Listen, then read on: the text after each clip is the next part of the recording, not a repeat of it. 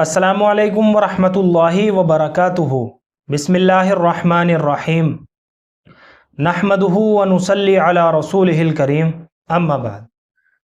मोहतरम नाजरीन हज़रात, एक सवाल किया गया है आकिब अबरार नाम के ताल्लुक़ से, और सवाल कुछ इस तरह से है, क्या आकिब अबरार नाम रखा जा सकता है और इसका मतलब क्या है, प्लीज़ बताइए।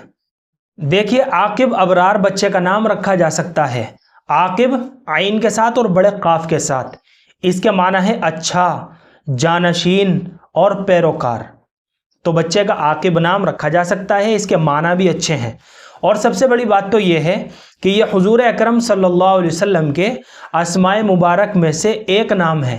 यानी जैसे अल्लाह ताला के सिफाती नाम है 99 नाम, इसी तरह हुजूर अकरम सल्लल्लाहु अलैहि वसल्लम के सिफाती नाम हैं। तो उन सिफाती नामों में से एक नाम आकिब भी है। तो ये हुजूर अकरम सल्लल्लाहु अलैहि वसल्लम का तौसीफ़ी नाम है। तो बच्चे का आकिब नाम रखा जा सकता है और इसके माना भी अच्छे हैं।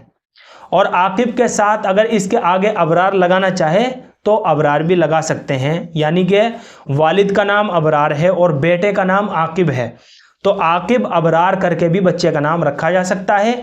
अबरार के माना है अच्छा, नेक, सालेह, फर्माबरदार, इताअत गुजार, फर्माबरदार, नेकोकारों की जमात। तो ये सारे के सारे माना जो है ये अबरार नाम के हैं। इन मानी का लिहाज करते हुए बच्चे का अबरार नाम रखा जा सकता है।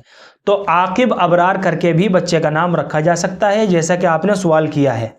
मुझे उम्मीद है कि आप सभी हजरात को अच्छी तरह समझ में आ गया होगा। अल्लाह हम सबको सुन्नत व शरीयत पर पाबंद फरमाए। फ़क़त वल्लाहु आलम।